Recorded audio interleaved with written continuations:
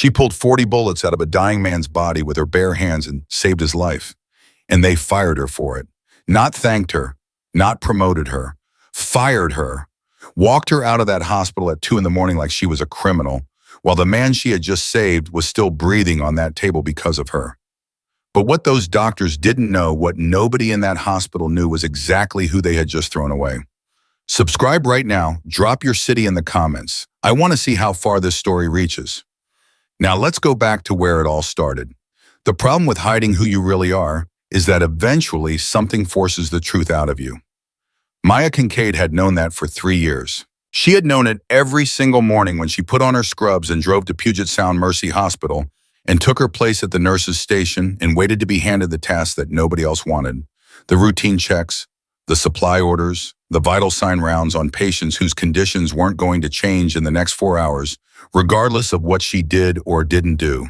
She knew it in the particular grinding way that people know things they have chosen not to act on, a knowledge that lives in the chest rather than the head, pressing outward with quiet, relentless insistence.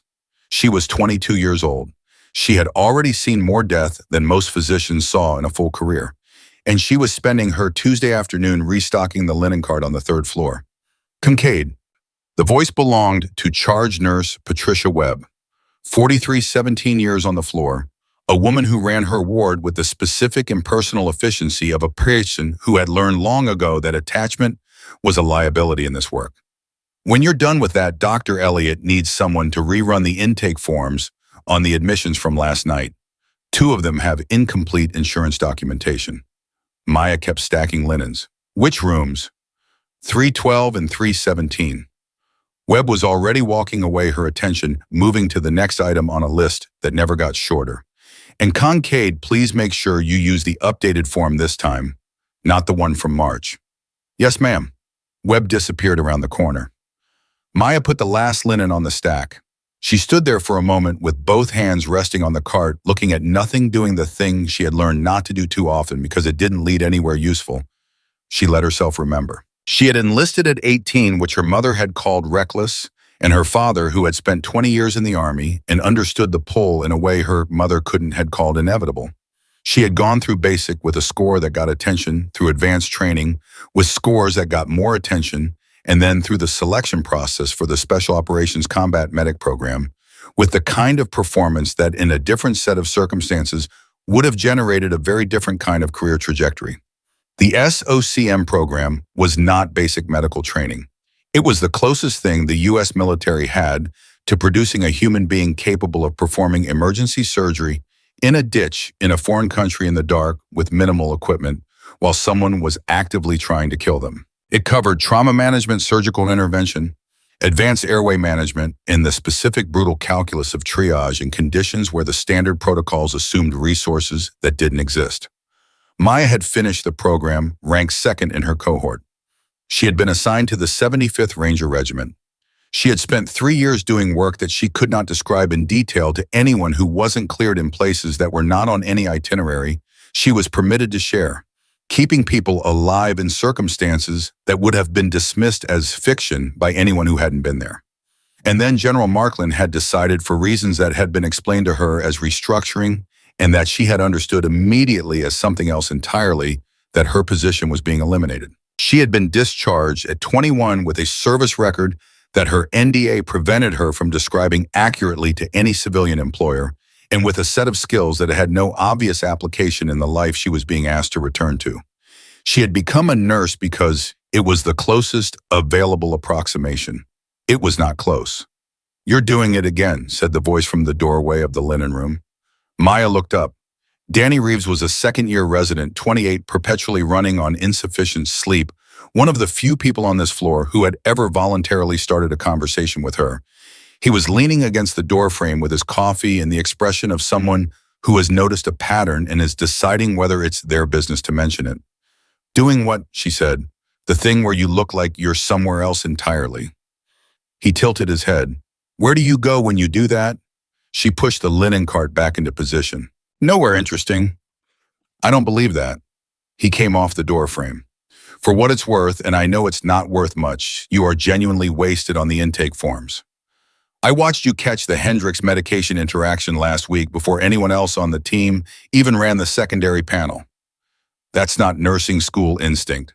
That's something else. She looked at him. What is it? He said, not pushily, genuinely. The curiosity of someone who has been paying attention and is asking the natural question that attention produces. Careful observation, she said. You learn it or you don't. He looked at her for a moment with the expression of a man who suspects he's being given the technically true version of a larger answer. Right, he said. He pushed off the doorframe. Well, if you ever decide to tell someone what you actually know how to do, I'd recommend starting with Elliot. He's arrogant enough to dismiss it, but he's also desperate enough for competence that he might actually listen. He walked out. Maya stood in the linen room for a moment. She thought about telling someone. She thought about what that would mean and what it would open up that she had spent 3 years keeping very deliberately closed. She picked up the chart for room 312. She went to find the incomplete insurance documentation. It was 11:47 at night when the radio went off. Not the hospital intercom, the emergency band that only activated for mass casualty events, or the specific category of incoming patient that required military liaison notification. Maya was at the end of her shift updating a medication log at the nurse's station, and when the radio crackled, she went still in the specific total way that her body had been trained to go still when a frequency like that came alive. Every other person at the station looked up with the moderate alert of hospital staff conditioned to emergencies. Maya listened with something different. The voice on the radio was military, clipped fast, the specific cadence of someone transmitting under pressure. Puget Sound, Mercy, this is Medevac Delta 4, 12 minutes out. Single critical male classified designation covert operation recovery. Patient has sustained multiple gunshot wounds. I repeat, multiple. Preliminary count in the field is 37 to 40 entry points. Patient has been field stabilized but is deteriorating, requesting full trauma response and surgical clearance. Blood type O positive, confirmed, over. The nurse's station went from moderate alert to controlled chaos in about 4 seconds.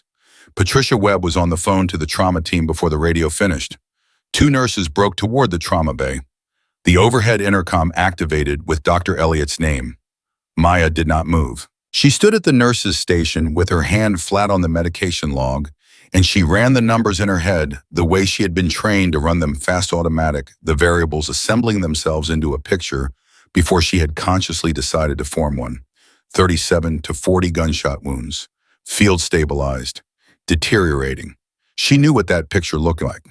She had seen it twice in her 3 years with the 75th, not 40 wounds, but enough. And she knew with the certainty of someone who had been in those rooms and made those calls that what was coming through those doors in 12 minutes was going to require more than standard trauma protocol. She also knew that she was a floor nurse with incomplete authority, no surgical credentials, and a service record she wasn't permitted to describe. She picked up the medication log. She finished the entry she had been working on. She did it because she needed something to do with her hands while she made the decision that was already on some level made. Dr. Russ Elliott arrived in the trauma bay in the specific way he arrived everywhere, with the authority of someone who has never seriously questioned whether he belonged at the center of a room, moving through the team, assembling around the empty gurney with the brisk ownership of a man who considered competence his personal territory. He was 51, chief of trauma surgery. His record was impressive in the measurable, documentable ways that hospital records track procedure outcomes, complication rates, the clean numerical language of institutional medicine. He was good. Maya had watched him work enough to know he was genuinely good. She had also watched him work enough to know his edges. He operated best inside the boundaries of known situations. When a case matched its category, when the protocol fit the presentation, when the variables were the ones the textbook had anticipated, Elliott was excellent. He was fast, indecisive, and precise. When a case didn't match its category, he reached harder for the protocol. That was the edge. She stood at the periphery of the trauma bay as the team assembled her position, technically justified by the medication reconciliation she was carrying. Her actual reason for being there, something she hadn't yet admitted to herself in precise enough terms to constitute a decision. She watched. She waited. The doors opened at 11:59. The man on the gurney was enormous. Not in the way that word usually applied, not heavy, not overweight, but in the way that certain people who have spent years doing extreme physical work accumulate a kind of mass that is presence as much as size. He was broad across the chest and long in the limb, and even laid flat, even with the gray-white pallor of major blood loss, in the stillness of a man operating on the last reserves of biological function. He occupied the gurney like someone who had never in his life been small. He was conscious. That was the first thing Maya registered. Barely conscious eyes at half-mast focus coming and going, but there. Present. Fighting. The second thing she registered was the wounds. She didn't count them in that first moment that came later. What she registered first was the pattern. The distribution across the torso, the arms one in the left thigh, the field dressings layered over the entries that the medevac team had prioritized, and underneath and between those dressings, the ones they hadn't been able to get to, the smaller entries that were doing the less visible but no less urgent work of bleeding a man out from the inside. She counted without meaning to. Her mind did it automatically the way it always did in a trauma context, assembling the tactical picture, while her conscious attention was still processing the scene. 38 visible entry points. Possibly 2 more under the primary dressings on the left side. 40. The radio had been right. Elliot moved to the head of the gurney. His team moved with him, 2 surgical residents, the trauma nurses, the anesthesiologist who had been paged from the second floor and arrived still straightening his coat. The room reorganized around the incoming patient with the practiced efficiency of a team that had drilled this choreography, and Maya moved with it to the edge, staying inside the room, but outside the perimeter of the active team, the invisible floor nurse with her medication clipboard and her hands that knew things nobody in this room knew. She knew. "Talk to me," Elliot said to the medevac lead. The medevac medic, young, exhausted, still carrying in his face the specific residue of a very bad several hours, gave the handoff in the compressed, factual language of field medicine. Entry points, field interventions, estimated blood loss, current vitals, the deterioration timeline. Elliot listened. He assessed. His hands moved over the patient with the confident efficiency of 20 years of trauma surgery. "We're looking at surgical extraction of the accessible fragments," he said to his residents. "Prioritize the thoracic cavity. There's at least 1 fragment compromising respiratory function. Standard protocol ordered by urgency of location." Maya's eyes went to the left side of the patient's torso. She said nothing. "Blood pressure?" Elliot asked. 74 over 40, one of the trauma nurses said. "Push fluids. Let's get him stable enough for the OR." Maya watched the team move. She watched Elliot's hands. She watched the monitor. She watched the patient's face, the barely there consciousness, the effort it was costing him to maintain it, the specific communication that a body makes when it is calculating how much longer it can sustain the current situation. She was watching the left side of his torso. There was something wrong with how the primary dressing was sitting. Not obviously wrong, she would not have seen it if she hadn't spent 3 years learning to see exactly this category of wrong in exactly these conditions. But the angle of the compression and the slight discoloration at the edge of the dressing and the way his left hand hanging loose at his bite had a very specific motor irregularity suggested something that Elliot's assessment had not caught, because Elliot's assessment had followed the protocol, and the protocol prioritized the thoracic entries, and the thing Maya was looking at was not in the thoracic cavity. It was lower, and it was by her calculation currently the thing most likely to kill him. She took 1 step forward. She stopped herself. She took the step back. She stood at the edge of the room with her clipboard and her hands that knew things, and she watched the teamwork, and she ran the internal argument that she had been running for 3 years in smaller versions. The argument between the person she had been trained to be and the person she was permitted to be in this civilian life. The argument between what she knew and what she was authorized to do with what she knew. "You are a floor nurse," said one side. "You have no surgical authorization. You have no standing in this room beyond the medication reconciliation in your hands.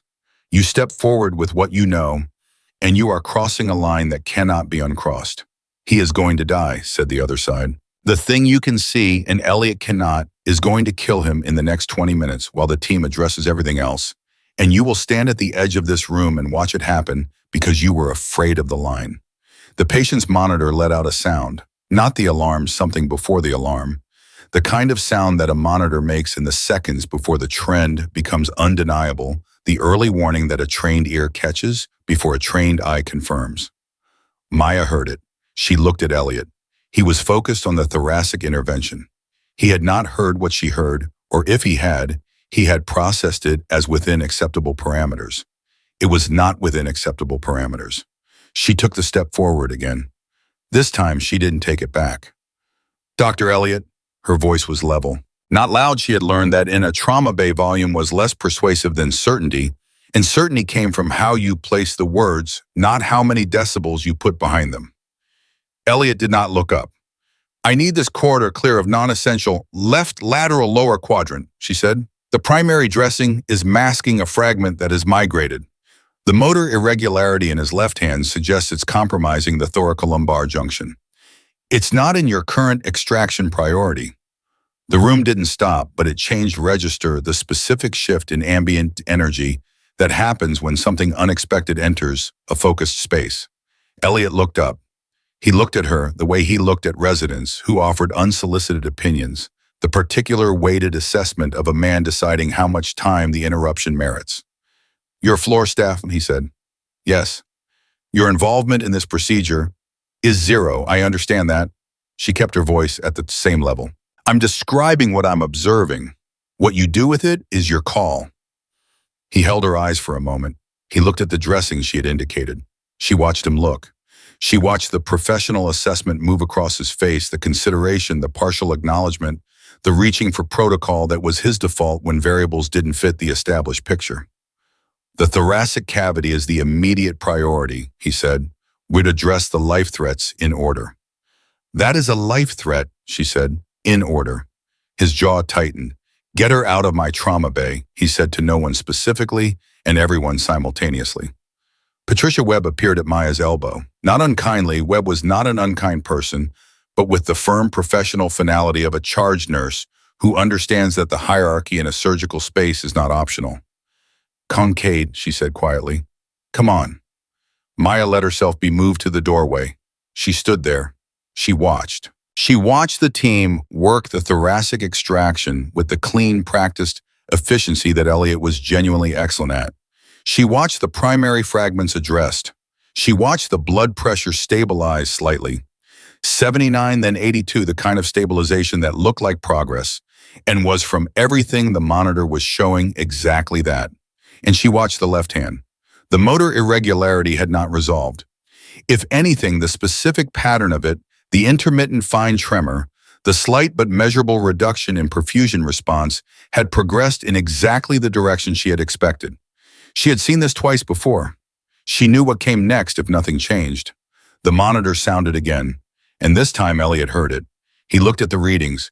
His face shifted the micro-expression of a surgeon who has encountered an unexpected variable and is now running the recalculation. Pressure's dropping again, the trauma nurse said. 71. That shouldn't. Elliot stopped. He ran the recalculation faster. Where are we with the all thoracic entries addressed, sir? Then why is the pressure left lateral lower quadrant, Maya said from the doorway. The room went quiet. Elliot looked at her. She looked at him. She saw the moment he considered it, the real consideration, past the professional defensiveness. The actual clinical consideration of a surgeon who is watching numbers that don't match his model and is receiving from an unexpected source a data point that would explain the discrepancy. She saw the moment he didn't take it. Push more fluids, he said, and somebody find me the imaging on the lower. We don't have time for imaging, Maya said. She stepped back into the room. You have approximately 4 minutes before that fragment's position compromises the vascular bundle at L2. After that, the bleed is not survivable with the resources in this bay. Elliot turned to face her fully. The room was very still. You have a nursing degree, he said. His voice was cold. You have a nursing degree and 2 years of floor experience, and you are standing in my trauma bay telling me how to run my surgical. I have a nursing degree, she said. And before that, I had 3 years as a special operations combat medic with the 75th Ranger Regiment, and I have seen this exact injury pattern twice in the field, and I know what it does in the next 4 minutes if you don't address it. The silence in the room was total. She had said it, 3 years of not saying it, and she had said it in a trauma bay at midnight over a dying man on a gurney, And there was no version of what came next that looked like what her life had looked like this morning. She knew that. She had known it since she took the second step forward and didn't take it back. Elliot stared at her, not with the dismissal she had expected, with something more complicated, the specific complicated expression of a man who has been presented with a claim that his professional pride wants to reject and his clinical mind cannot immediately discredit. "That's not in your file," he said. "No," she said. "It's not." "Why, because explaining it would have required violating a non-disclosure agreement. She kept her eyes on his not aggressive, not deferential direct. "I'm violating it right now because that man is going to die in the next 4 minutes, and I cannot watch that happen and say nothing. The legal consequences are mine to deal with. The clinical decision is yours." She paused. "But I need you to make it now." Elliot was still. The monitor made its sound again. "Pressure 68, the nurse said, and now her voice had the edge in it that came when the numbers were moving in the wrong direction at an accelerating rate. Elliot looked at the patient. He looked at the dressing on the left lateral lower quadrant. He looked at Maya. She saw the decision arrive on his face, not the decision she was hoping for. Not, "Yes, you're right, let's move," but the decision that his particular combination of competence and pride and procedural certainty produced when pressed against an unexpected wall. "I am the attending physician," he said, "and my assessment stands. We address this by protocol." He turned back to the gurney. "And you," he said to the room to Webb, to whoever was closest, "get her out of my bay. Now, do not let her back in." Webb took her arm. Maya did not resist. She let herself be moved into the corridor, and the trauma bay doors swung closed behind her, and she stood in the hallway outside them with Webb's hand still on her arm, and the sound of the monitors audible through the door, and the 4-minute clock running in her head with the precision of a mechanism that had no interest in the circumstances surrounding it. 4 minutes, 3.5. She looked at the doors. "Concade," Webb said. "I don't know what just happened in there, but you need to—" "How long have you been doing this?" Maya said. Webb blinked. "What?" "This job, this floor, how long?" 17 years. What does that... Have you ever watched a patient die because the right call wasn't made in time?" Webb was quiet. "Then you know what I'm about to do," Maya said, "and I need you to decide right now whether you're going to stop me." Webb looked at her. She looked at Webb, this woman who ran her ward with impersonal efficiency, who had handed Maya supply lists and intake forms for 2 years, who had never asked a question about who Maya was before this hospital, because the hospital was all that mattered here. Webb took her hand off Maya's arm. She stepped back. She didn't say anything. She didn't have to. Maya pushed back through the trauma bay doors. The room reacted immediately, multiple voices, someone moving toward her, Elliot turning from the gurney with an expression that had moved well past professional displeasure into something with real heat in it. "I told you to." "His pressure just went to 62, the monitor nurse said. 61. The room stopped arguing, because 61 was the number that ended the argument. 61 was the number that said the current plan was not working, and the window for an alternative was not theoretical anymore. It was here, it was now. It was measured in the next 60 seconds. Elliot looked at the monitor. He looked at the patient. He looked at Maya. She was already at the gurney. She had the primary dressing in her hands, and she was speaking to the surgical resident beside her, not to Elliot, not seeking permission, but to the resident who was 26 and scared, and clinically sharp enough to follow what she was telling him. "Hold this counter pressure here while I locate the fragment," she said. "Exactly here, don't shift. If I tell you to increase pressure, increase it immediately. If the monitor goes above a tone and a half change your hand position to here," she showed him. "You understand?" The resident looked at Elliot. Elliot was not moving. The resident looked at the monitor. He put his hands where Maya had shown him. "I understand it," he said. What happened in the next 9 minutes was not something that most people in that room had a framework for. They had a framework for trauma surgery. They had a framework for emergency intervention, for crisis protocol, for the organized equipment-supported procedures of a fully resourced American hospital trauma bay. They did not have a framework for watching a 22-year-old floor nurse work with the precise, unhurried efficiency of someone who had done this before in worse conditions, with less, and had brought people back from further gone than this. She found the fragment in 40 seconds. She communicated its position to the resident, with the compressed functional language of field medicine, not textbook terminology, but the direct physical language of someone describing what hands are feeling in real time. She managed the extraction in a procedure that took less than 6 minutes, and that the surgical resident later would struggle to describe accurately because it was both completely recognizable as surgery and fundamentally unlike any surgery he had been trained to observe. Elliot did not intervene. He stood at the side of the room. He watched. His face was unreadable, not the blankness of someone feeling nothing but the controlled surface of someone feeling a great many things simultaneously and having the training to keep all of them from reaching his expression. The monitor changed. 73, 78, 81. "Pressure's coming up," the monitor nurse said, and her voice had something in it that was relief mixed with something she couldn't quite categorize, something that arrived when you witness a thing you did not know was possible and are still in the process of understanding what you saw. 85. The patient's left hand stopped tremoring. Maya stepped back from the gurney. She put the instrument down. She looked at the monitor for a long moment, running the numbers the way she had been trained to run them, checking, verifying, making sure the improvement was real and not a temporary plateau before a second decline. It was real. He was stable. She exhaled, not dramatically, not with any performance of relief, just a simple physical exhale of a body releasing the tension it had accumulated while doing something that required every resource it possessed. She turned around. Elliot was looking at her. The room was looking at her. And the expression on Elliot's face, beneath the anger, beneath the professional humiliation, beneath the layers of a man whose authority had just been superseded in his own trauma bay by a floor nurse with a classified past and no surgical license, was something she recognized. It was the expression of a man who knows with complete certainty that he was wrong, and has decided that this knowledge will not be allowed to change what comes next. He spoke to Webb. He didn't speak to Maya. He turned to Webb, and he used the tone he used when a decision had been made and was not subject to discussion, the tone that 20 years of institutional authority had refined into something that functioned like a closed door. "Get her credentials. I want everything documented, the unauthorized intervention, the surgical procedure performed without licensure, the insubordination." He turned toward the surgical bay. "She's done here."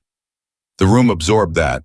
Danny Reeves, the second-year resident who had brought Maya coffee twice that week and told her she was wasted on intake forms, stood 3 feet from Elliot with an expression on his face that was fighting between professional survival and something that had more to do with simple justice.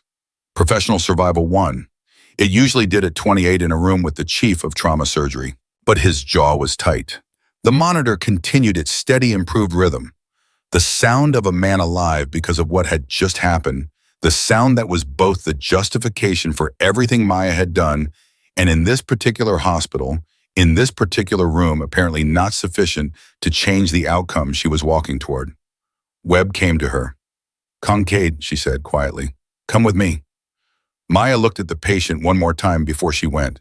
He was still only barely conscious, but in the moments before she turned away, his eyes moved the slow, effortful tracking of a man operating at the very outer limit of his reserves, and found her face.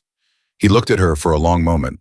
She didn't know what he saw. She knew what she saw: a man who had been in impossible places and come back from them, and who recognized in the specific way that people who have operated at that level recognize each other, that the person looking back at him had been in some version of those places too.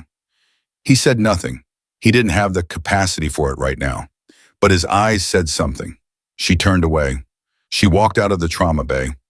Webb walked with her to the nurse's locker room, and the conversation that happened there was brief and professional and devastating in its ordinariness. The HR language of termination, the documentation requirements, the return of her badge and her locker key. 17 minutes later, Maya Kincaid walked out of Puget Sound Mercy Hospital at 2:14 in the morning with her bag on her shoulder and 3 years of a life she'd built from the ruins of a previous one behind her, and the cool Pacific Northwest air in her face, and no plan for what came next. She stood outside the entrance for a moment. She had saved his life. She had lost her job. She did not regret either fact.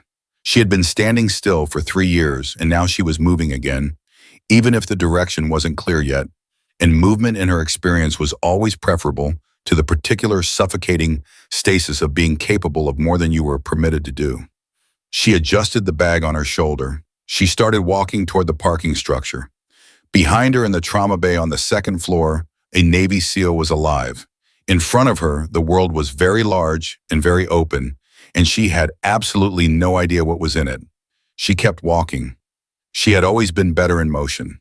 She made it as far as the second level of the parking structure before her legs decided they were done pretending. Not from weakness. Maya Kincaid had not had weak legs a day in her life, had run 30 miles in full kit through terrain that would have ended. Most people had stood in field conditions that required the body to function long past the point where function seemed biologically possible. But there was a specific kind of exhaustion that had nothing to do with physical capacity, the kind that arrived after you had spent everything you had on a decision that couldn't be undone, and it hit her now in the concrete quiet of level 2 of a hospital parking structure at 2:30 in the morning, like a wall she had been running toward without seeing. She sat down on the concrete barrier. She put her bag between her feet. She breathed.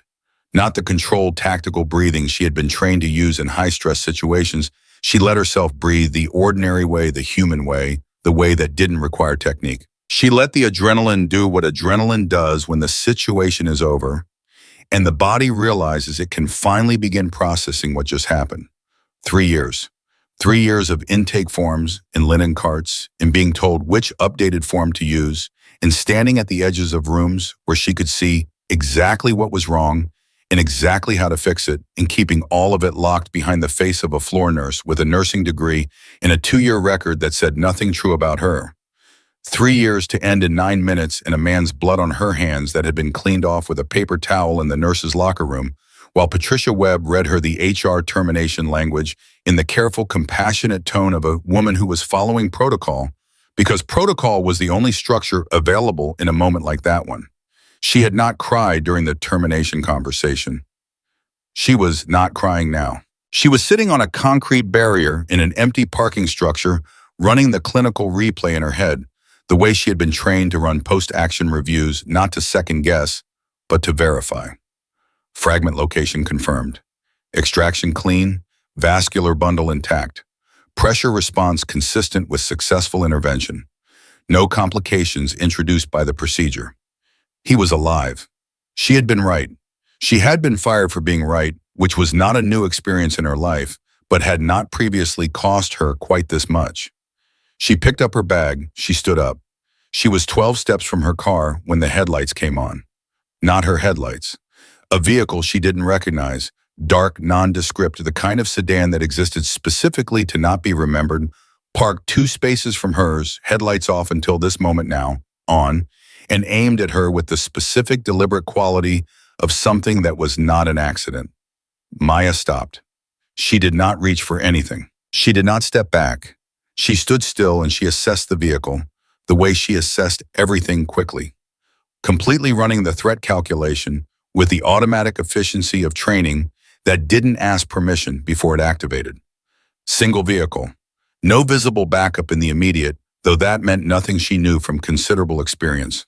Headlights on after her approach, not before, which meant they had been watching her cross the structure. Dark plates, though the angle made a positive read difficult. The front doors opened simultaneously. 2 people, one on each side, a man left and a woman right, both in the specific no-brand clothes of people who dressed to be forgettable. Both moving with the unhurried, deliberate pace of individuals who had decided the situation was controlled and were proceeding accordingly. Maya Kincaid, the man said. Not a question. Depends on who's asking, she said. Agent Matt Jackson. He had a badge in his hand, federal, not local. He held it long enough for her to read it, which was the move of someone who wanted to be believed. This is Agent Sarah Jenkins. We'd like to talk to you. It's 2:30 in the morning, she said. Yes, Jenkins said. It is.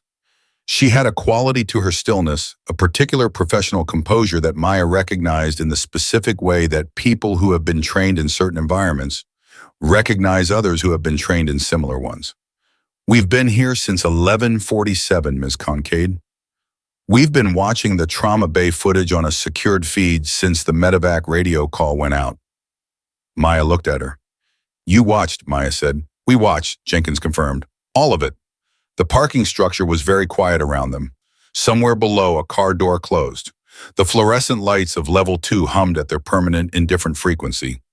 Then you saw what happened, Maya said. We saw everything that happened, Jackson said, including the part where Elliot told you to get out and you went back in.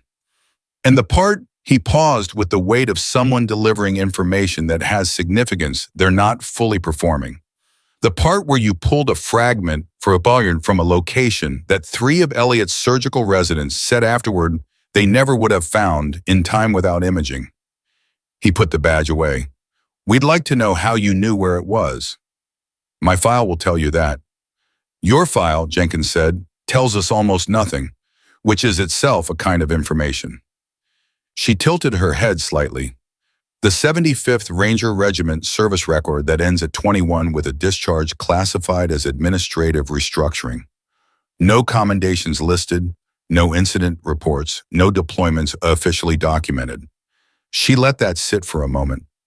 A file that has been systematically emptied is a very specific kind of file, Ms. Concade. In our line of work, that kind of file has a name. What name? Maya said, though she already knew. A buried asset, Jenkins said. The words landed in the quiet of the parking structure with the particular weight of something that had been true for 3 years and was being said aloud for the first time. Maya looked at the 2 agents. She looked at the vehicle. She ran the calculation one more time, not threat assessment this time, but the deeper, more complicated calculation of a person trying to determine whether the thing being offered is what it appears to be. What do you want? She said. Jackson reached into his jacket. He produced a single photograph printed not on a phone, which was a deliberate choice, and held it out to her. She took it. She looked at it. It was a man, mid-50s military-bearing, formal photograph. She recognized the insignia. She recognized the rank. And she recognized with the cold, specific recognition of something she had worked very hard to put behind her, the face. General Markland. You know him, Jenkins said. It was not a question. He signed my discharge papers, Maya said. Her voice was level. He did more than that, Jackson said. But we'll get to that. He nodded toward the sedan. Not here. Will you come with us? Maya looked at the photograph for one more moment. She thought about the administrative restructuring that had ended her career at 21. She thought about the service record that contained almost nothing. Not because nothing had happened, but because someone had decided that what happened should not be findable. She thought about 3 years of linen carts and intake forms and standing at the edges of rooms where she could see everything and say nothing. She thought about the man on the gurney alive. She handed the photograph back. She did not get in the car. Not yet. Tell me one thing first, she said. The SEAL I saved tonight, who is he? Jackson and Jenkins exchanged a look, the compressed 2-second communication of people who have worked together long enough to conduct entire conversations in a glance. His name is classified, Jackson said. What we can tell you is that he was not alone on that operation. He was the extraction anchor for a 6-person team.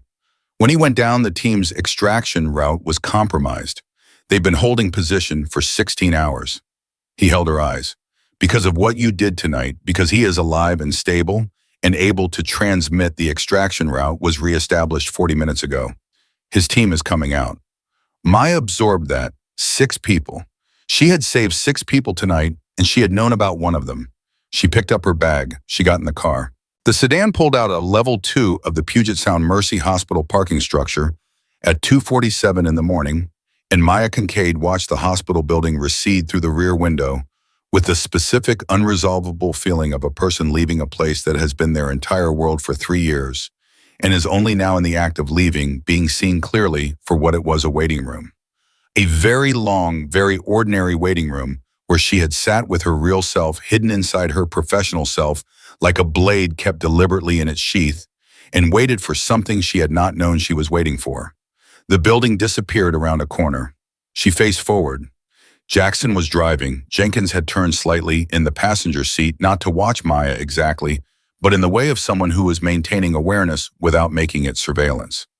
Where are we going? Maya said. Federal building initially, Jenkins said. There are things we need to show you before we can have the full conversation. About Markland, and about what was in your file before it was emptied.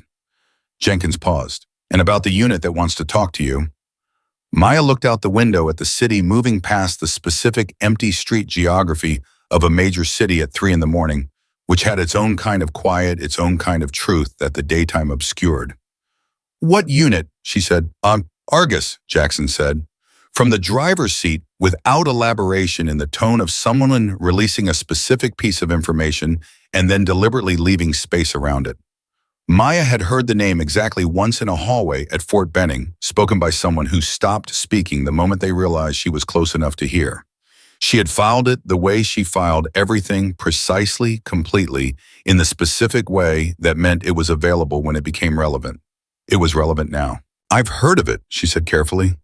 "We know," Jenkins said. "Most people haven't. The people who have usually heard it the same way you did, accidentally in a hallway, from someone who realized too late they were being overheard."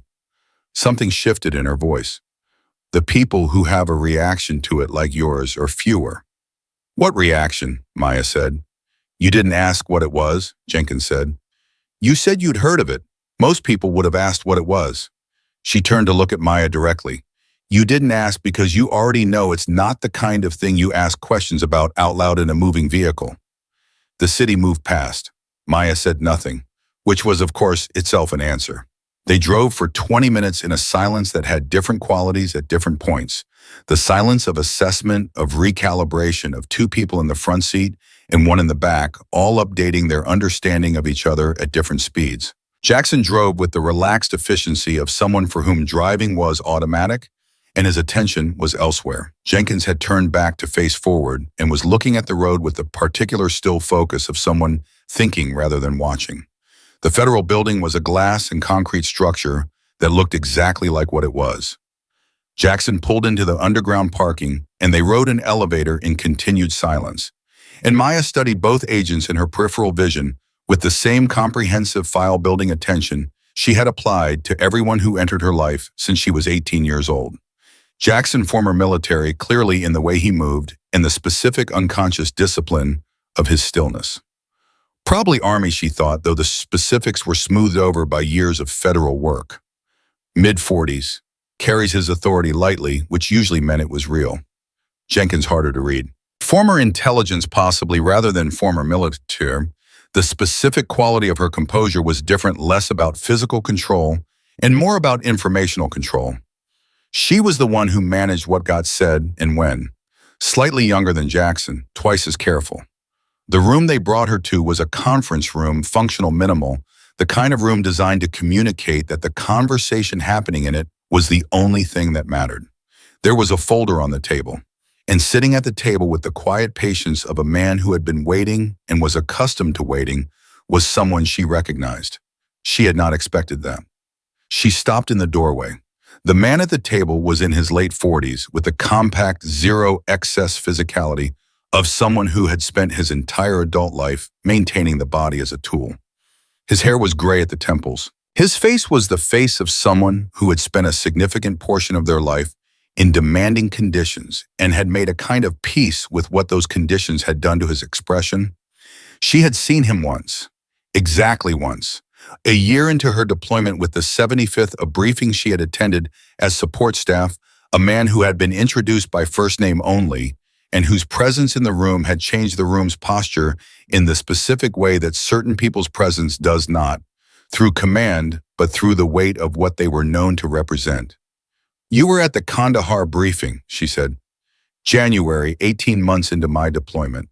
He looked at her steadily. "You remember that?"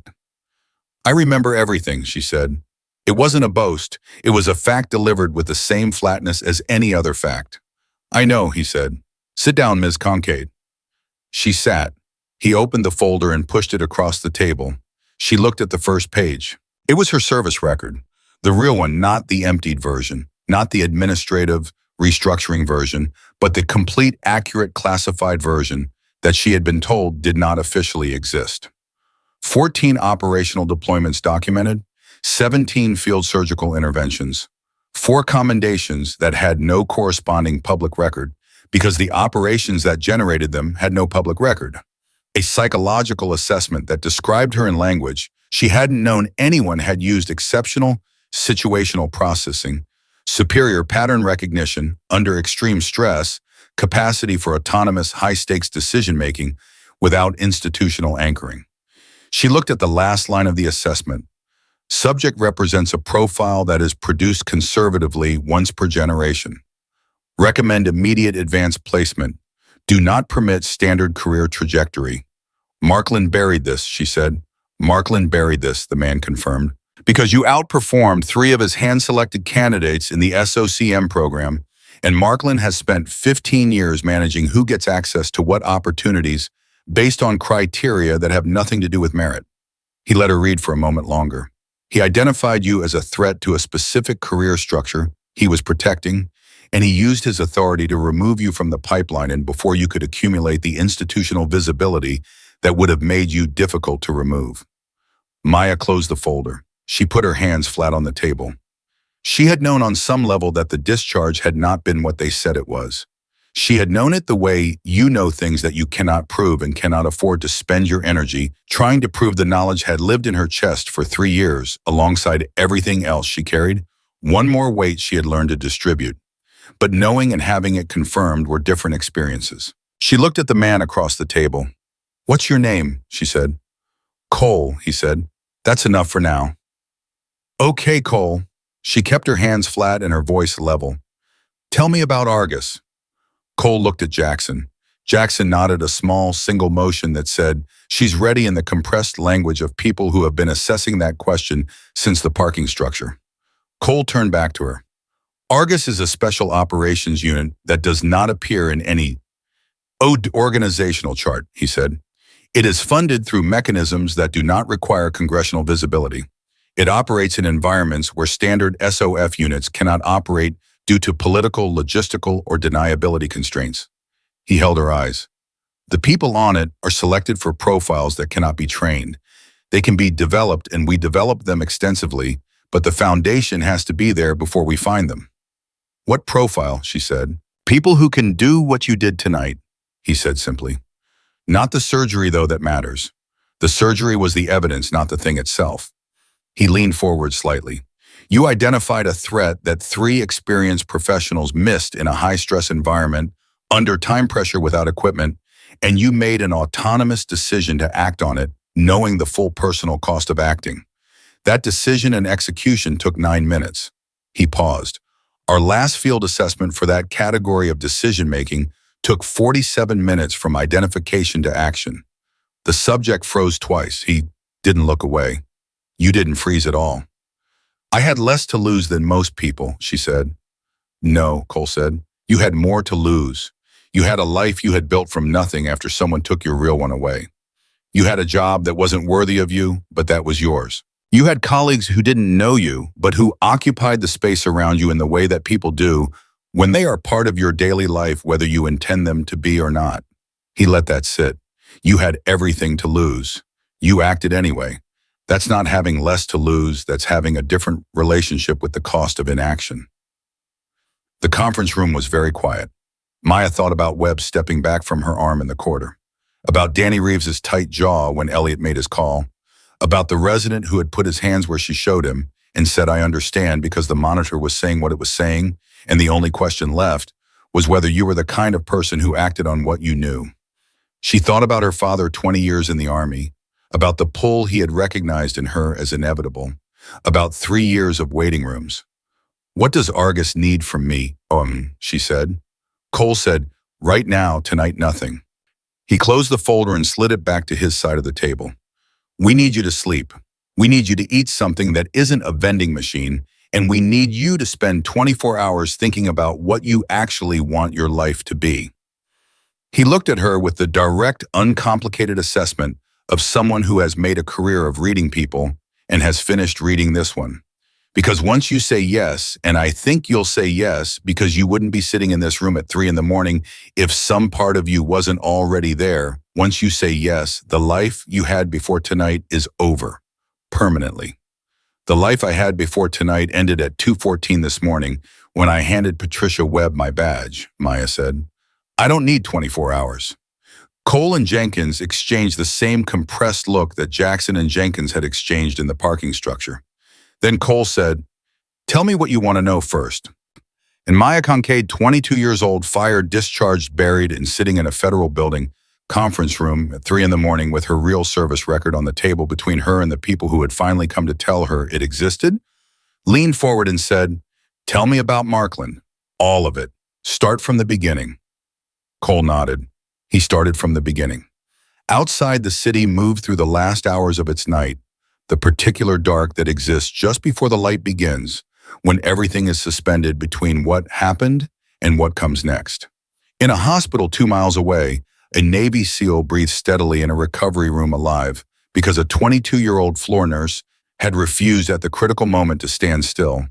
In a conference room in a federal building, that same young woman sat straight-backed in a hard chair and listened to the full unburied truth of her own story for the first time.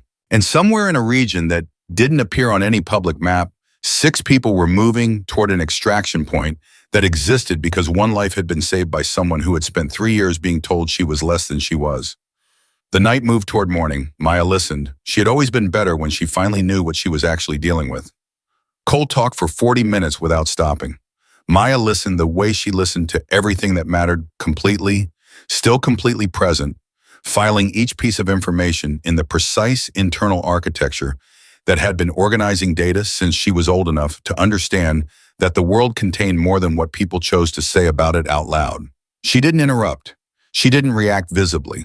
She let him build the full picture before she responded to any part of it, because responding to pieces before the picture was complete was how people ended up understanding the frame and missing the painting. The picture Cole built was this: General Raymond Markland had spent 15 years constructing a specific pipeline, a network of personnel placements program, recommendations, and career interventions that funneled the most operationally valuable assets in the special operations community into positions where he controlled their deployment, their visibility, and their advancement.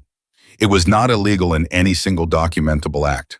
It was the long, patient corruption of someone who understood institutional systems well enough to work entirely within their rules while bending their outcomes.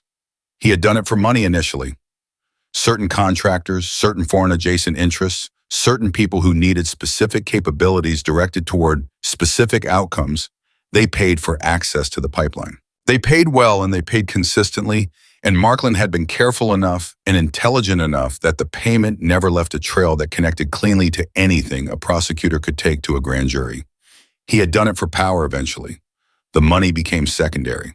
What he wanted was the pipeline itself, the ability to determine who became exceptional and who disappeared, who got the resources and the deployments and the commendations that built careers, and who got the administrative restructuring that ended them.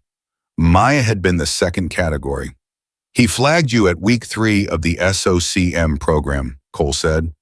"You had outperformed his top candidate, a captain named Reeves, who Markland had been grooming for 4 years on every single assessment by margins that weren't close. The program director wanted to accelerate your placement. Markland overruled it." "On what grounds?" Maya said. "Psychological instability risk," Cole said. She looked at him. "Those were his words," Cole said. "The assessment I showed you, the one that described you as a generational profile, that assessment was written by the program's chief psychologist. Markland had it classified and replaced with a summary that used the same language in the opposite direction." He pushed a second document across the table. "This is what went into your official record." She read it. It used the words autonomous decision-making as a liability. It described her pattern recognition under stress as a potential for reckless action outside institutional parameters. It took every quality that made her exceptional and reframed each one as a reason she should be managed rather than deployed. It was, she had to acknowledge a precise and sophisticated piece of work. "He's been doing this for 15 years, she said. And nobody stopped him. Nobody could see the whole pattern, Jenkins said from her position near the wall, where she had been quiet and present in the way she was always quiet and present there, without being intrusive, absorbing, without advertising the absorption. Each individual intervention looked like a normal personnel decision. You need the aggregate view to see what it is, and the aggregate was classified at a level that required authorization he controlled. "What changed?" Maya said. Cole and Jenkins did the look again. You did? Jackson said from the doorway where he had been standing since they sat down. Tonight changed it. Maya waited. The SEAL you saved, Cole said. His name is Ryan Tate. He is the operational lead for Argus Team 7, which is the unit that was running the extraction mission when he was hit. He held her eyes. He is also the person who has been building the case against Markland for the last 2 years. The conference room went very quiet. He's been investigating Markland, Maya said, quietly, carefully, entirely off book because any official investigation runs through channels Markland still has influence over. Cole leaned forward. He had been building a document chain, physical documents, the kind that can't be deleted remotely or reclassified with a phone call. The documents were in a location that only Tate knew. If he had died tonight, the location died with him. Maya absorbed that. So I didn't just save his life, she said. You saved the investigation, Cole said. You saved 2 years of work that represents the only viable path to dismantling something that has damaged this country's special operations capability for 15 years, he paused. And you saved 6 people from an extraction that couldn't proceed without him. Another pause. And you saved a man who in a few weeks, when he's recovered enough to be useful, is going to be the primary witness in a process that will end Markland's career, his freedom and the pipeline he has spent 15 years building. Maya sat with that for a long moment. She thought about the fragments she had found by feel in a trauma bay at midnight. She thought about the specific physical certainty of knowing where something was before you could see it, the trained instinct that wasn't instinct at all, but the accumulated product of thousands of hours in conditions that most people never encountered. She thought about the administrative restructuring, about the emptied file, about 3 years of linen carts. He tried to bury me, she said, and the person I saved because I refused to stay buried is the person who can put him away. Yes, Cole said. Something settled in Maya's chest. Not satisfaction, the situation was too large and too consequential for satisfaction. Something more like alignment, the specific feeling of a thing that has been out of order for a long time, arriving at its correct position. What do you need from me, she said. Right now, a statement. What you observed, what you did, and why. We need it in your words in detail tonight while it's current. Cole straightened. Elliot will file his report in the morning. He will describe your intervention as unauthorized, reckless, and unsupported by clinical evidence. His version will be the institutional version because he is the attending physician and you are the fired floor nurse. Cole's voice stayed level, but there was something underneath it that was not neutral. We need your version documented before his version becomes the only version. And after the statement you sleep. We talk again in the morning. He held her eyes. And then you meet Ryan Tate. She blinked, just slightly, the only visible reaction she allowed. He's conscious. He's been conscious since approximately 4 this morning, Jenkins said. He's been asking for you since 4:07. The same thing the SEAL had done, the same thing Ethan Cross had done in a different hospital for a different nurse for the same fundamental reason. The specific, deliberate choice of a person who understood the weight of asking and chose to ask anyway because the situation required it. She thought about Ryan Tate transmitting extraction coordinates from a recovery bed 7 hours after 40 bullet wounds. He asked for me by name, she said. He asked for the nurse, Jenkins said. He doesn't know your name yet, but he knew he has known since the moment he was lucid enough to review what had happened, that whoever was in that room was not what they appeared to be. She paused. His words were, find whoever that was and don't let them leave. The conference room absorbed that. Jackson pushed a legal pad and a pen across the table. Statement, he said. Start from when the medevac radio went off. She picked up the pen. She started from when the medevac radio went off. She wrote for 35 minutes, and what she produced was not the narrative of a floor nurse who had stepped out of line, but the precise, technical, clinically detailed account of a special operations combat medic who had identified a life-threatening condition through a combination of visual assessment pattern, recognition, and trained tactile knowledge, and had intervened using techniques she had been taught in a program whose existence the Army had declined to officially acknowledge in her file. Cole read it as she wrote, following along without commenting until she reached the last line and put the pen down. He read the final paragraph. He looked up. This is the most clinical document I have read from a 22-year-old in my career, he said. I'm precise when it matters, she said. I know, he said. That's the point. He gathered the pages. There's a room on the 4th floor. Get 3 hours. We'll come for you at 7. She stood. She was at the door when Jenkins said Maya. She turned. Jenkins was looking at her with the specific, unguarded expression that occasionally surfaces in people who maintain professional composure as a default when something has moved them past the point where the composure is the whole story. What you did tonight, Jenkins said, in that room. Most people would have stayed in the corridor. Most people, trained people, people with more to stand on than you had, would have watched and told themselves they had done what they could and let it be someone else's call. She held Maya's eyes. You didn't? And I want to make sure someone says that to you plainly before this becomes a briefing and a mission and a set of objectives, while it's still just what it was. She paused. You went back through that door. That matters. Maya looked at her for a moment. Someone was going to die, she said. That was the only fact that mattered. She went to find the room on the 4th floor. She did not sleep for the first hour. She lay on the narrow cot in the spare functional space, and she ran the 48 hours she had just lived through the same post-action review process she had applied to every significant event in her operational career, not to second guess, but to understand. To find the moments where the decisions were made and verify that they had been the right decisions, and determine whether any of them would be made differently with the information now available. The answer was no. Every decision from the moment the medevac radio had gone off to the moment she had handed Patricia Webb. Her badge had been the right decision, given the information available at the time. That was all you could ask of decisions made under pressure, that they were right given what you knew. Being right given what you knew did not guarantee a good outcome. It simply meant the process was sound.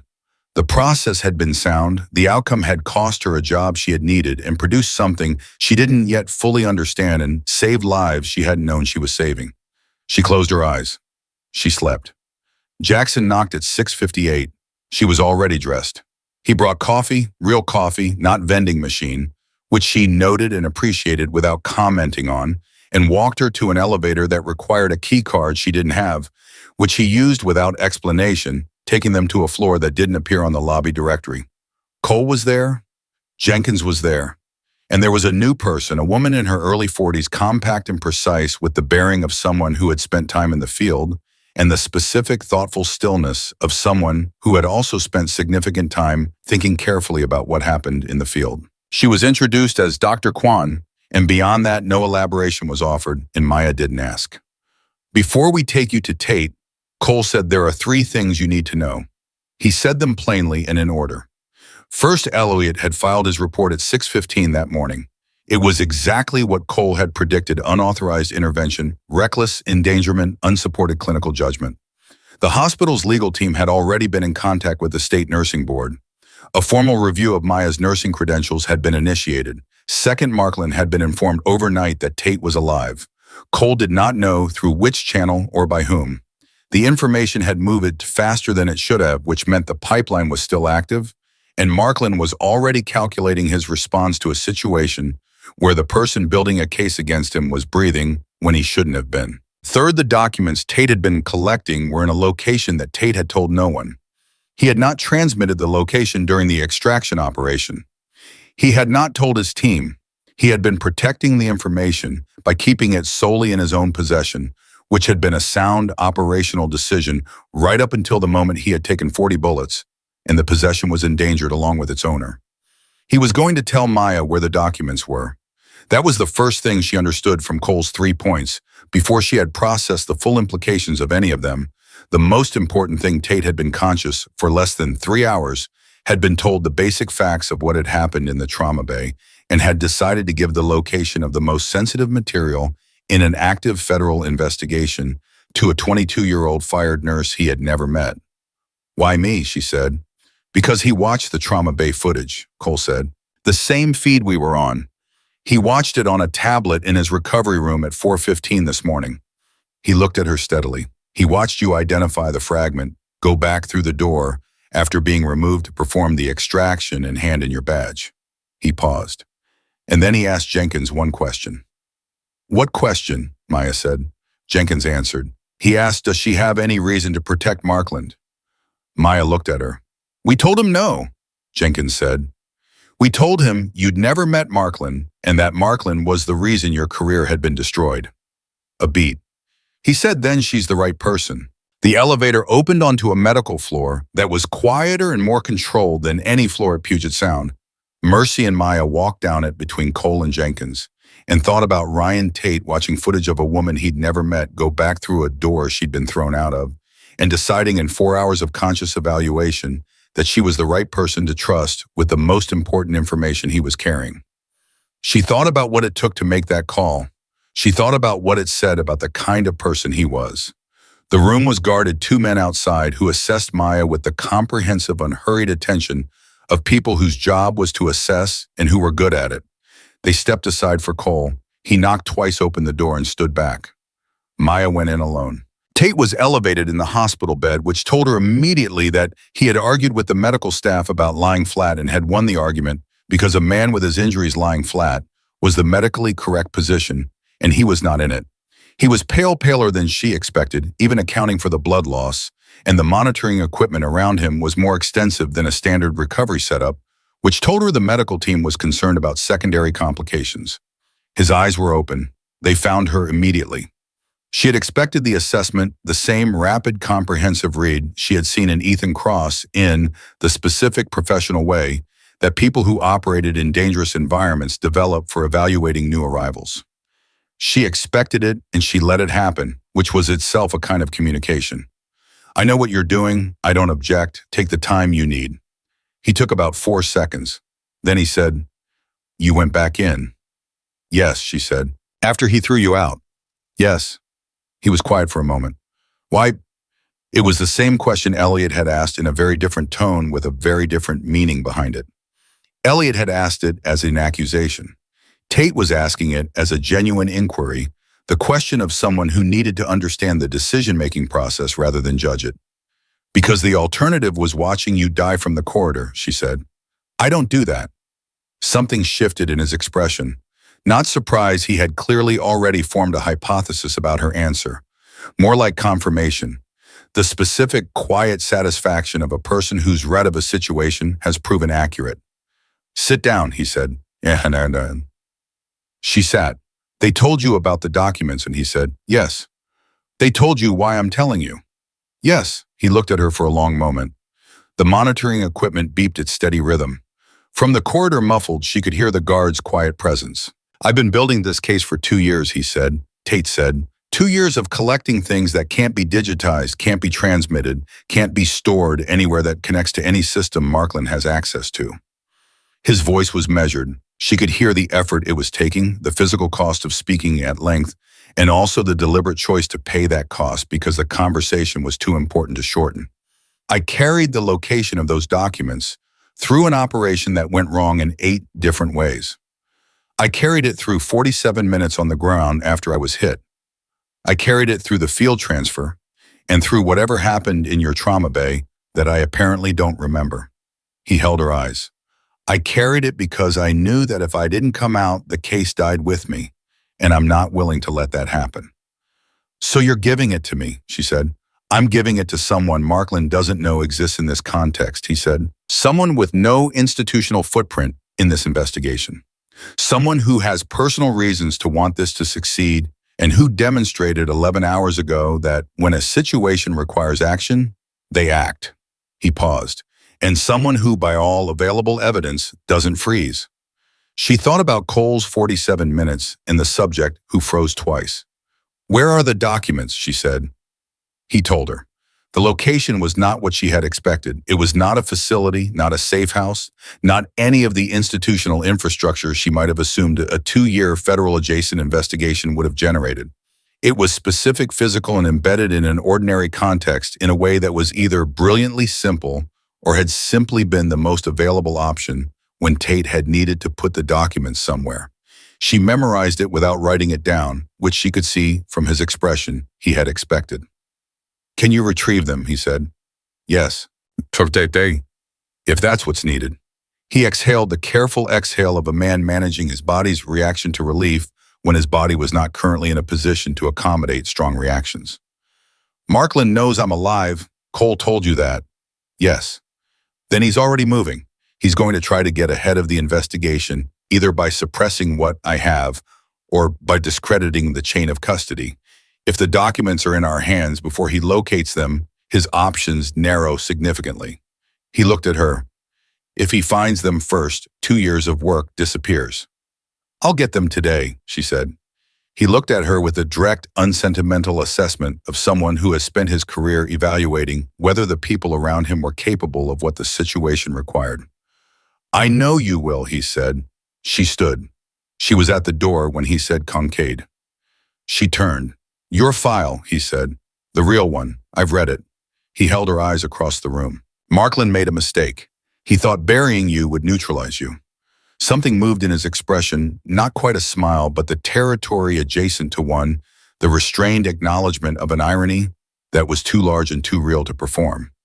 He buried you in a hospital, a trauma hospital, with everything you know. He paused. The only place in the world where what you know would eventually be required in exactly the way it was last night. Maya looked at him. She thought about 3 years of waiting rooms, about the pull her father had recognized as inevitable, about the moment she had taken the step forward and not taken it back. He should have been more careful about where he put me, she said. She opened the door. She walked out. Cole was waiting in the corridor. He read her face 3 seconds, the fast, comprehensive read, and said, You have what you need. I have what I need, she said. Jenkins will go with you. I don't need, she goes with you, he said, not harshly. The tone of someone who has made a decision that is not about trust, but about operational soundness, and who is stating it as a fact rather than a negotiation. Maya accepted it. Then let's go, she said.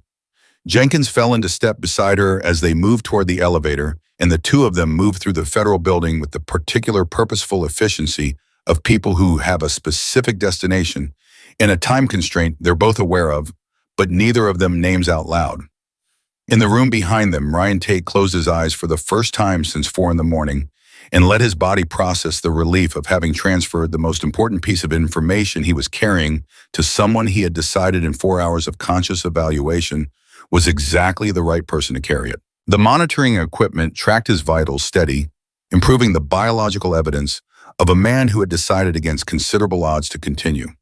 In a general's office across the city, Raymond Markland was on the phone. His voice was controlled. His hands, if anyone had been watching, were not entirely steady. And in an elevator moving toward the ground floor of a federal building, a 22-year-old former SOCM medic who had been fired from a hospital 6 hours ago and had spent 3 years being systematically underestimated by people who should have known better, checked the memorized location against her internal map one more time and confirmed it was clear and complete. She had the location. She had the mission. She had, for the first time in 3 years, a direction that was real. The elevator doors opened. She walked out into the morning. The location Tate had given her was a storage unit, not a government facility, not a safe house, not anything with institutional fingerprints on it. A private storage unit in a facility off Highway 99 rented under a name that Tate had created 3 years before the investigations started a clean identity. No connections paid in cash through a series of transactions that were individually unremarkable and collectively invisible. The kind of operational preparation that people in Tate's world did the way other people took out insurance routinely before they needed it, because needing it without having done it was a situation you didn't survive twice. It was 40 minutes from the federal building.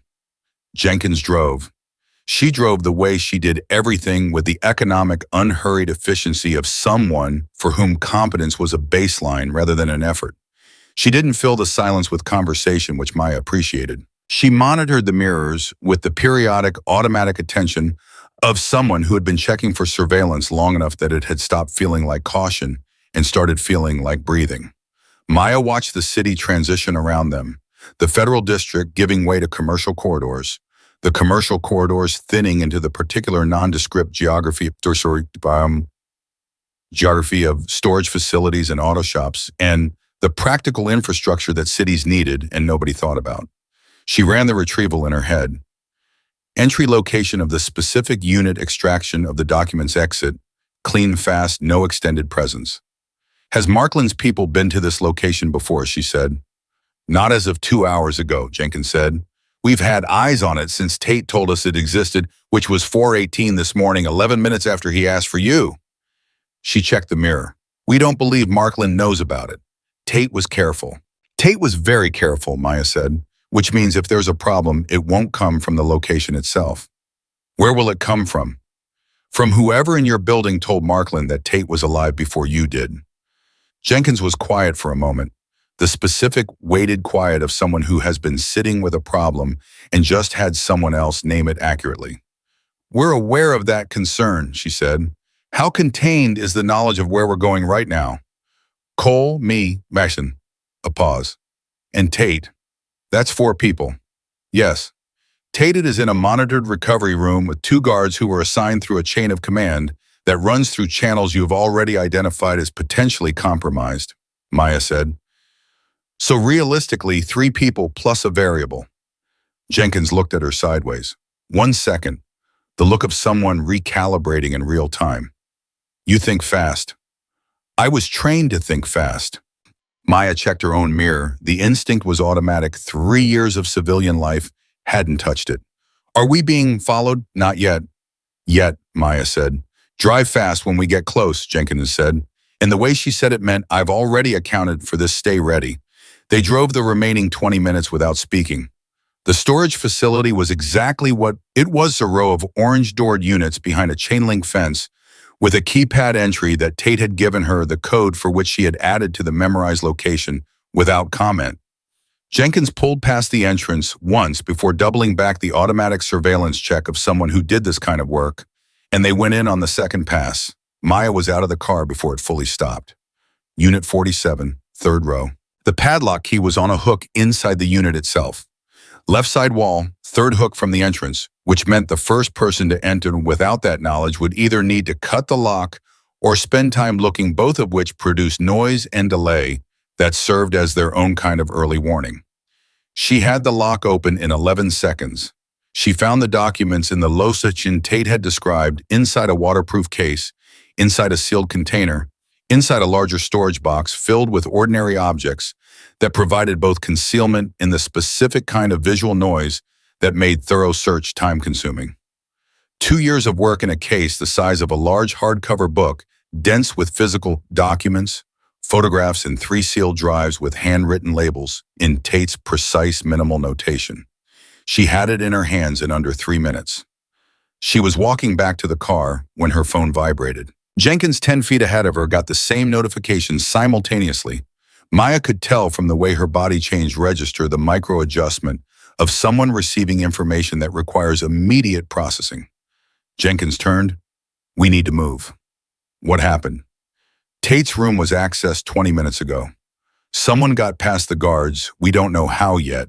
He's unharmed. The guards are unharmed, but whoever it was pulled his monitoring data and his visitor log. She was already moving toward the car. They know you were there. Maya was already moving. Do they know about this location? No, Tate had no documentation of it in the room, but they know a visitor came and left with information, and they know the visitor's description. Jenkins got in. Maya got in. The car was moving before either door was fully closed. Cole is pulling the building footage. We'll have an ID within the hour. Within the hour is not fast enough if Markland's people are already mobile, Maya said. I know. Jenkins took a turn that was faster than the traffic around them, accommodated easily the kind of driving that communicated urgency without becoming the kind of urgency that attracted attention. Jackson is moving Tate to a secondary location now. Maya held the document case in her lap with both hands and ran the timeline. Tate's room accessed it. She checked the timestamp on Jenkins' notification 7:43. It was now 8:12, 29 minutes since the access. Markland's people, if they were already mobile, had a 29-minute head start toward a destination they didn't yet know. The variable was how fast they could get from visitor with documents to specific location. How many people knew Tate was at this facility? She said. Officially 6. The medical team, Cole, myself, Jackson, and the 2 guards. One of those 6 made a call between 4:18 and 7:43, Maya said. That's 3 hours and 25 minutes. Enough time to receive instructions, wait for confirmation, and act. She looked at Jenkins. The guards weren't touched. which means whoever accessed the room didn't come in through the guard chain. Medical staff, Jenkins said. Medical staff, Maya confirmed. Specifically someone with access to the monitoring system. They didn't need to enter the room physically, they pulled the monitoring data remotely and pulled the visitor log from the nursing system. She thought about the monitoring setup she had observed in Tate's room. The visitor log showed my arrival time, a description. If they have any connection to the hospital, to Puget Sound Mercy, to anyone who was in that trauma bay last night, they have a name within minutes. Jenkins was on the phone before Maya finished the sentence, speaking to Cole in the compressed, factual shorthand of someone transmitting critical updates under time pressure. Maya looked at the document case. 2 years of Tate's work. The financial trails, the personnel, records, the documented interventions, the aggregate view that made the individual acts visible as a pattern, the pattern that connected Markland's decisions to their consequences in ways that were prosecutable rather than merely observable. She had held it for 12 minutes and it had already become a liability. Not because of what it was, because of what retrieving it had announced. She had walked into a federal building. She had been logged as a visitor to Tate's room. Her description was in a system that someone with access to Markland's network had just read. Her cover, such as it was, had lasted approximately 4 hours. "I need to disappear," she said. Jenkins looked at her. "Not permanently," Maya said. "Long enough for Cole to identify the leak and close it. If Markland's people have my description and my connection to this case, I become a target. And a target with the only physical copy of a 2-year investigation is a problem." She held the case up slightly, making the point concrete. These documents need to be somewhere that isn't with me, and I need to be somewhere that isn't findable until the leak is sealed. Jenkins was quiet for 3 seconds. The thinking quiet, not the hesitating quiet. "Cole will want you in the federal building," she said. "The federal building has a leak," Maya said. "I'm not going back into the federal building until that leak has a name." Jenkins looked at her for a long moment. "You're right," she said. It came out simply, without the friction of someone conceding a point against their preference, the clean acknowledgement of someone who has evaluated the logic and found it sound. "Where do you want to go?" Maya thought about it. She thought about the specific geography of her 3 years in Seattle, the places she knew, the people she had orbited, the threads of ordinary civilian life she had woven around herself during the years she had been waiting for something she hadn't been able to name. Most of those threads led back to the hospital, which was compromised. Most of the people she had known there were now, by association with the hospital, potential vectors for information she couldn't afford to have transmitted. Most of them. "There's a person," she said, "not connected to the hospital or the federal building or anything in this chain. Someone who has been in situations that require keeping a location private and who is capable of understanding what I'm asking without needing a full explanation." She looked at Jenkins. "Someone Markland's network has no reason to have in any file." "Who?" "My father," she said. Jenkins absorbed that. "Your father is retired Army, 20 years. He lives 40 minutes outside the city off a county road on property he bought specifically because he wanted the kind of privacy that doesn't require explaining." She held Jenkins' eyes. "He is the person who recognized what I was before the Army did. He will understand what I'm asking, and he will not ask questions I don't have time to answer." Jenkins was on the phone again. A brief exchange with Cole. She kept the language minimal, which told Maya she was operating with the awareness that the phone channel itself was a variable right now. When she hung up, she said, "Cole says yes. One condition." "What condition?" "I come with you." Maya looked at her. "Not negotiable," Jenkins said. "The documents travel with a second set of eyes or they don't travel." Maya thought about Jenkins in the parking structure. The professional composure, the deliberate choice to approach without the performance of authority that would have put Maya's defenses up immediately. The careful, accurate assessment of her own read in the conference room. The way she had said you went back through that door with the specific sincerity of someone who understood what going back through doors cost and was naming it because it deserved to be named. "Fine," Maya said. "Take the next exit." Jenkins took the next exit. They drove in silence for a few minutes, and then Maya said, "What's your background before federal work?" Jenkins was quiet for a moment. The particular quiet of someone deciding how much to offer.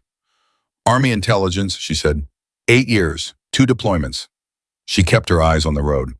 I left voluntarily. I missed the field for about 18 months, and then I found something that was close enough to useful that the missing became manageable. Is this close enough? Maya said. Jenkins looked at her briefly. Some days, she said. Today is a good day. Maya's phone rang, unknown number. She looked at Jenkins. Answer it, Jenkins said. Her hand was already moving toward her own phone. Maya answered. The voice on the other end was one she recognized immediately, not from a face, not from a previous conversation, but from the specific, controlled authority of someone she had heard speak once in a briefing at Fort Benning 3 years ago. The voice said, Ms. Kincaid, I think it's time we spoke directly. Her hand tightened on the phone. General Markland, she said. Jenkins pulled the car off the road. She was on her other phone in the same motion, texting fast. I understand you've had quite a night, Markland said. The voice was smooth, the specific smoothness of someone who has been managing people in situations for decades and has developed the ability to project calm as a tool. I'd like to offer you some context that I suspect the people you've been speaking with have not provided. I have plenty of context, Maya said. You have their context, he said, which is a narrow version of a complicated situation. A pause. You're a remarkable young woman, Ms. Kincaid. Your record, the real one, the one I'm sure they have shown you, reflects a genuine and unusual capability. I want you to know that I am aware of that capability. I have always been aware of it. You buried it, she said. I redirected it, he said smoothly immediately, with the reflexive precision of someone who has rehearsed the reframe. There are aspects of the special operations community that require management that goes beyond what individual capability alone can determine. Decisions made at my level account for factors that are not visible from the ground. Your discharge was not a punishment. It was a placement decision based on a broader operational picture that you were not at that time positioned to understand. Maya listened. She was not persuaded. She was not intended to be persuaded. She understood that this call was not about persuasion. It was about assessment. He was calling to hear her voice, to measure her responses, to evaluate the threat she represented, and calibrate his next move accordingly. She listened because listening told her things. The smoothness of the reframe told her he had used it before. The specific word placement told her he had a prepared narrative around her discharge that he believed was defensible. The fact that he had called her directly on a number she had not given anyone told her his network's reach was faster and broader than Cole had estimated. And the fact that he had called it all told her he was more concerned than his voice was performing. What do you want, General? She said. I want to have a conversation, he said, in person, before this becomes something that is difficult to walk back for everyone involved. Another pause. I understand you have certain documents in your possession. I'd like to discuss the context of those documents with you before you make decisions about them that cannot be unmade. There it was. He knew about the retrieval, not the location. If he had known the location, his people would have been there before her. But he knew she had the documents, which meant the person who had accessed Tate's monitoring data and visitor log had put together enough from the available information to make an accurate inference. She thought about 29 minutes, about how fast an inference could travel when someone was motivated and the channels were already open. I'll think about it, she said. Ms. Kincaid. I said I'll think about it. She kept her voice level and her cadence unhurried. I'll be in touch. She ended the call. Jenkins was looking at her. He called you directly. He has my number. Maya looked at the phone, which means someone in the access chain between my nursing application and whatever file Cole has on me is his. HR records, Jenkins said immediately. The hospital's HR system would have your personal contact information. If he has someone in the hospital administration, he does, Maya said. The nursing board review was initiated at 6:15 this morning. Elliot filed his report, and the board review started within 2 hours. That's faster than standard procedure unless someone made a call to expedite it. She looked at Jenkins. He's been watching me since before last night. Maybe not closely, maybe just a flag in a system somewhere. But when the trauma bay footage went out over the monitored feed, a flag got tripped. Jenkins picked up her phone. She texted Cole the summary in 3 sentences. She put the phone down. He's going to offer you something, she said. In the in-person meeting he just proposed. He's going to offer you something that sounds like it resolves everything. Your record restored. The nursing board review dropped, maybe even a position of some kind. Something that requires you to give him the documents and step away from Tate. Yes, Maya said. Are you considering it? Maya looked out the window at the county road they had turned onto the specific quiet of rural distance, the kind of geography where the absence of other people was its own kind of statement. No, she said, but I'm going to let him think I am. Jenkins was quiet for a moment. Then why? Because a man who thinks he has a negotiating window is a man who is not using that time to close other windows, Maya said. If he believes I'm considering his offer, he holds his next move. That gives Cole time to identify the leak move, Tate securely, and build enough institutional momentum around the documents that Markland's options narrow to the point where a negotiation with a 22-year-old fired nurse is no longer the most useful thing he can do. Jenkins turned to look at her fully. You're going to string him along, she said. I'm going to use the time he gives me, Maya said. Same thing he was doing with my career for 3 years.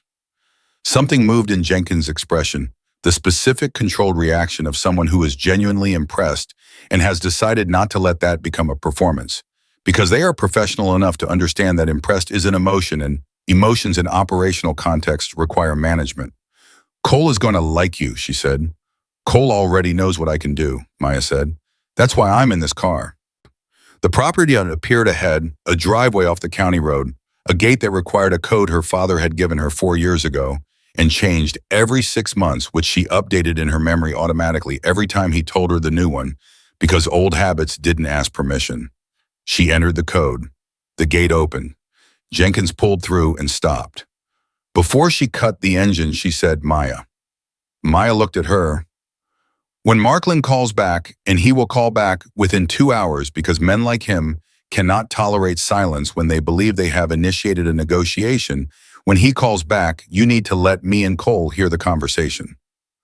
I know, Maya said, and you need to be careful about what you promise him. Not because I think you'll give him what he wants, I don't think that, but because men like Markland record conversations and they're very good at editing those recordings, and anything you say that can be framed as an agreement to withhold evidence becomes a liability in a legal process. Maya thought about that. She thought about Tate in a recovery room transmitting extraction coordinates through 40 bullets of blood loss, careful enough not to document the location of his most critical evidence anywhere that could be found. I won't agree to anything, she said. I'll listen. I'll indicate that I'm considering, but I won't use language that constitutes agreement. Good, Jenkins said. She cut the engine. Let's meet your father. The front door opened before they reached it. Frank Kincaid was 61 with the compact, maintained physicality of someone who had refused to let retirement be the end of the standards he'd held for 20 years. He had his daughter's stillness, or rather she had the specific total quality of attention of a person who observes before they speak and speaks when speaking is the most useful available action. He looked at Maya, he looked at Jenkins, he looked at the document case under Maya's arm. He said, how bad, complicated, Maya said. Are you hurt? No.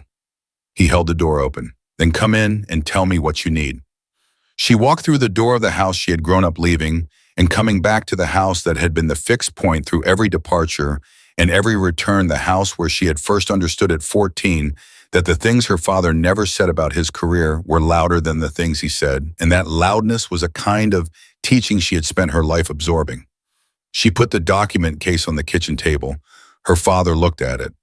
2 years of work, she said, from a man who trusted me with it 6 hours after we met because I saved his life last night, and he decided that was sufficient evidence of character. Her father was quiet for a moment. Was it, he said, was it what? Sufficient evidence. She thought about Tate's 4 hours of conscious evaluation, about the specific logic of choosing her, no institutional footprint, personal motivation, demonstrated action under pressure, no reason to protect Markland. He was right, she said. Frank Kincaid looked at his daughter, the full comprehensive look of a man who had recognized something in her 20 years ago and had been watching it become itself ever since. I know, he said. He turned to Jenkins. Coffee. Please, Jenkins said. He went to make it. Maya sat down at the kitchen table with the document case in front of her and her phone face up beside it, waiting for the call that Jenkins said would come within 2 hours. She did not have to wait 2 hours. She had to wait 47 minutes. The phone rang. She looked at Jenkins, who nodded. She answered. "I've been thinking," she said to Markland before he could speak. The controlled, unhurried voice of someone who has not been rattled and is not performing calm because they have no need to perform it. About context. Markland's response when it came was smooth, confident, the voice of a man who believed he was winning a negotiation. He had no idea who he was negotiating with. Maya listened. She let him talk. And under the kitchen table, out of sight of the phone, her hand rested flat on the document case. 2 years of Tate's work, the physical evidence of 15 years of damage, the aggregate view that made the pattern visible, and she thought about the moment she had taken the step forward and not taken it back. She had been taking that step her entire life. She was taking it now. Markland talked for 11 minutes. Maya let him. She sat at her father's kitchen table with the phone on speaker, and Jenkins beside her taking notes in the compressed, precise shorthand of someone trained to capture exact language under time pressure. And she listened to General Raymond Markland construct in real time the most sophisticated version of a lie she had heard in 22 years of living among people who told them. He did not call it a lie, he called it context. He called it the larger operational picture. He called it decisions made at a level she hadn't yet had access to, which was he was careful about this deliberate in the framing, not a criticism of her capability, but a reflection of where she had been in the institutional hierarchy at the time the decisions were made. He was very good. She would give him that. 15 years of practice in the specific art of making institutional corruption sound like institutional responsibility had produced a genuinely polished performance. He acknowledged her talent generously in language that managed to be complimentary without being apologetic. He acknowledged the discharge, framing it as a redirection rather than a burial. The same reframe he had used on the phone in the car, more developed now with supporting detail that was either fabricated or selectively assembled from real events. And the difference between those two things was in the moment of delivery, almost impossible to detect. Almost. The documents you're currently in possession of, he said, arriving at it with the patience of someone who had been building toward a single destination for 11 minutes and was finally allowing himself to arrive. I want to be direct with you about what they represent because I believe you deserve directness. Go ahead, she said. They represent one man's interpretation of a 15-year institutional record, he said. Tate is a capable operator. He is also someone with a personal grievance against me that predates his involvement with Argus, a grievance rooted in a personnel decision I made 4 years ago that I stand behind fully and that I am prepared to defend in any appropriate forum. A pause. What he has assembled is a narrative. It is selectively documented, it omits critical context, and it has been constructed with an outcome in mind rather than an accurate accounting of reality. Maya said, "What outcome?" "The destruction of my career and the dismantling of a management structure that, whatever its imperfections, has protected operational security in the special operations community for 15 years. His voice stayed level, the specific, controlled level of a man who is prepared for this conversation and is delivering it as planned. "I'm asking you as someone whose judgment I respect and whose interests I believe align more closely with mine than Tate's people have led you to believe, to consider what you're actually holding, and to consider what giving it to people who have a predetermined agenda does to your own future." The kitchen was quiet. Her father was in the doorway. He had been there for 4 minutes, coffee in hand, saying nothing. His face was the face he wore when he was listening to something he needed to fully understand before he responded, the face she had inherited, the face she had been wearing for 22 years. "What are you offering me, General?" she said. "A path forward," he said. "The nursing board review gone. Your record restored with the commendations that were removed in full. And a position, a real one appropriate to your actual capability within a structure where your skills are properly valued and properly deployed." Another pause. "Not a floor nurse concade, not intake forms and linen carts. What you were trained for." She let the silence sit for 3 full seconds. Jenkins' pen had stopped moving. She was looking at Maya with the focused attention of someone watching a performer execute something technically demanding. "I need time to think," Maya said. "Of course," Markland said, smoothly, immediately. The response of a man who has extended an offer he believes is attractive and is confident that time is his ally. Mow the time you need, but I would ask that you not make any irreversible decisions before we've had the chance to speak in person. I won't, she said. She ended the call. Jenkins looked at her. 11 minutes and 43 seconds, Jenkins said. Every word recorded. She held up her secondary phone, the recording running since the moment Maya had answered, including the part where he explicitly offered to make the nursing board review disappear in exchange for the documents. Which is obstruction, Maya said. Which is obstruction, Jenkins confirmed, on top of everything in the documents. She was already texting Cole. This call just handed us something Tate's 2 years of documentation couldn't produce alone: direct evidence of Markland using his position to offer a government outcome in exchange for suppression of evidence. She looked up. He just tried to bribe you on a recorded line. He did, Maya said. Her father said from the doorway, he underestimated you. Yes, she said. They always do, he said. He said it without satisfaction, without pride, just a flat, honest observation of a man who had watched his daughter be underestimated since she was 14 years old and had long ago accepted that this was a condition of her life rather than an aberration from it. He came to the table and put his coffee down. What happens now? Maya looked at Jenkins. Jenkins was on the phone with Cole, transmitting the recording in compressed factual terms. She listened to his response, asked 2 brief questions, listened again, and then lowered the phone with the expression of someone who has just received information that changes the velocity of the situation. Cole has the leak, she said. The kitchen went still. Who? Maya said. One of the guards, Jenkins said. Not from the guard chain. Cole used a substitution. Someone swapped in during the shift change at 6 a.m., using credentials that cleared the standard verification because the credentials were legitimate. They belonged to someone who was supposed to be there and wasn't. The person who wasn't there was told the shift was canceled. He's been trying to reach the facility since 7 to find out why. She looked at Maya. The person who took his place has been identified.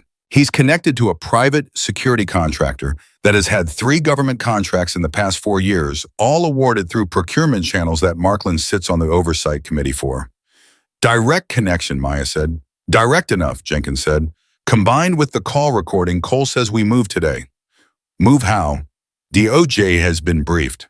A federal prosecutor has been on standby for this case for 6 months, waiting for the moment the documentation chain was complete enough to proceed without risk of a motion to dismiss. Jenkins stood. That moment is now. The documents you retrieved, the financial records, the personnel files, the recorded call, the chain is complete. She looked at Maya directly. Markland is going to be contacted by federal agents within the next 3 hours. He doesn't know that yet. He thinks he's waiting for you to call him back. Maya thought about the 11 minutes, about the smooth, constructed narrative, about the offer delivered with the confidence of a man who had been making offers like that one for 15 years and having them accepted. He's going to run, she said. Jenkins shook her head. His passport was flagged at 5 this morning. Cole moved on that the moment Tate confirmed the investigation was active. She paused. Markland doesn't know his passport is flagged. He's been moving normally, his office 2 phone calls, that federal surveillance has been monitoring a meeting that was already scheduled. She looked at Maya steadily. He walked into his office an hour ago believing today was a day where he had options. He does not currently know that today is the day his options ended. The kitchen absorbed that. Outside, the county road was quiet in the specific way of places that exist at a remove from what was happening right now in a federal building 2 cities over, where a prosecutor was assembling the final elements of a case that had been 2 years in the building and had become complete in the last 8 hours because a 22-year-old nurse had gone back through a door she'd been thrown out of. Frank Concade looked at his daughter. You good, he said.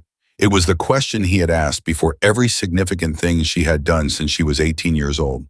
Not are you ready? He had never asked that because he had always known the answer. Are you good?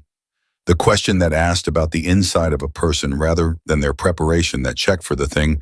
Training couldn't manufacture the specific kind of all right that came from knowing who you were and what you were doing and why. Yes, she said. He nodded. That was enough. Her phone rang again. She looked at it. Different number, not Markland, not unknown. A number she recognized from the federal building which meant Cole was calling directly rather than through Jenkins, which meant something had changed. She answered. Markland just left his office, Cole said. No preamble. His assistant says he took a personal vehicle from the parking structure, not his usual driver, not the official vehicle personal car, which is a departure from his routine. He told his assistant he had a personal appointment. A pause in which she could hear Cole processing in real time. He's running. His passport is flagged for international travel, but there are ways out that don't require a passport if you have the right contacts and enough lead time. Cole's voice was controlled, but she could hear the urgency underneath it, the specific urgency of someone watching a timeline compress. I need you to think. You just had 11 minutes with him. You heard his voice. You heard his logic. You heard the way he constructed that offer.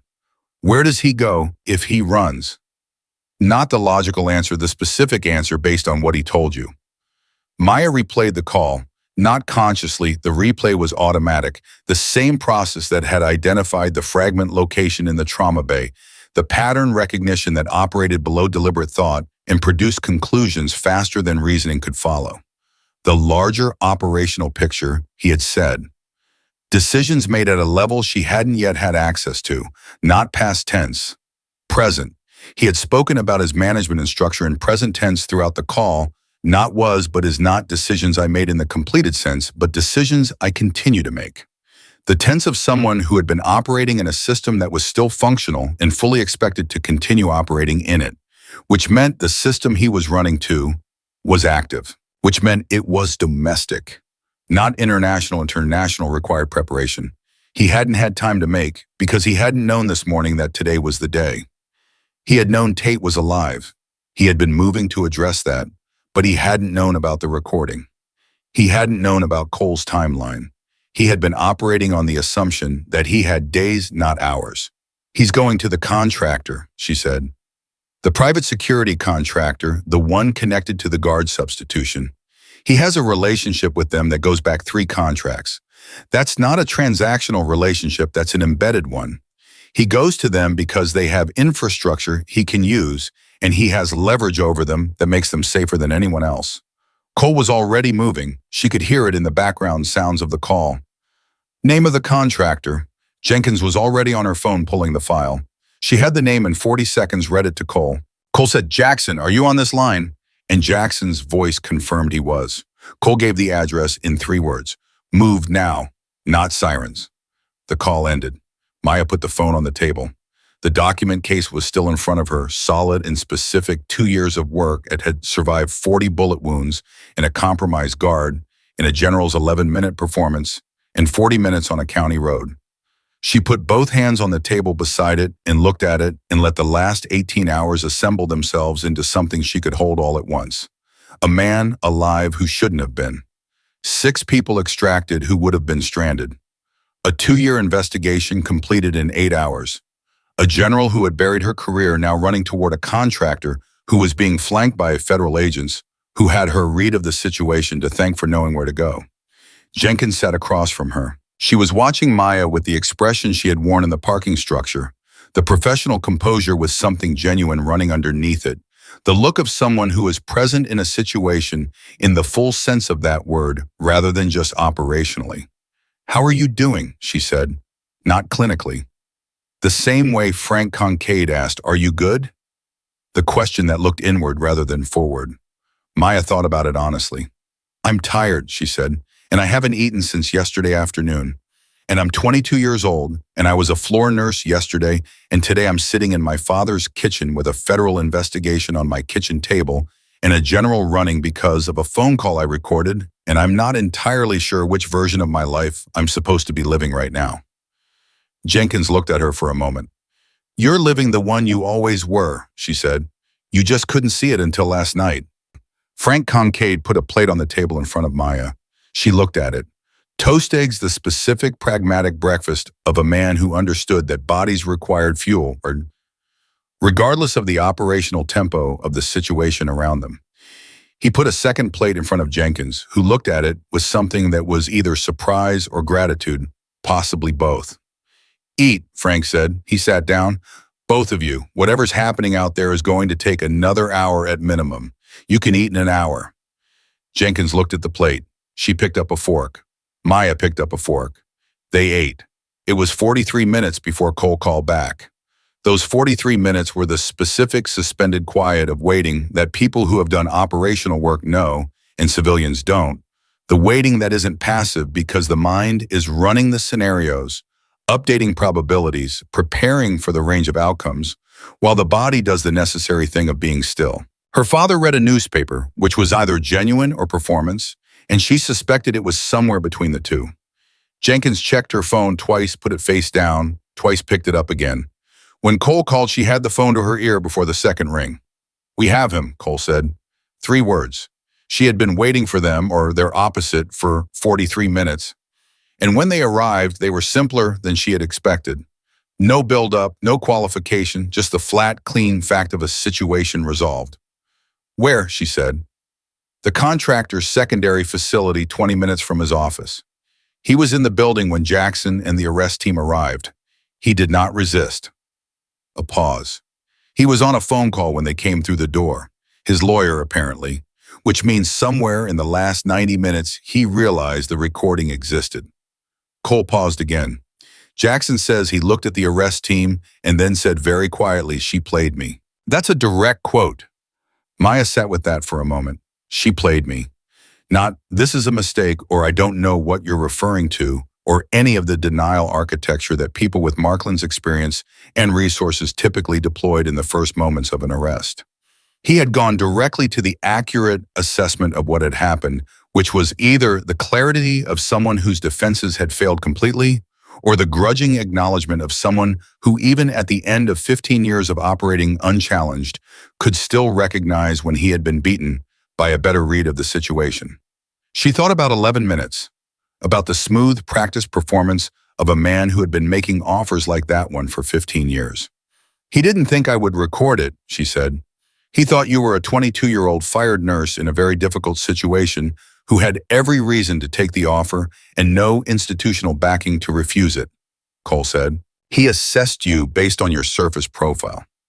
He saw the nursing scrubs and the terminated employment and the isolation from any established support structure, and he built his approach around that assessment.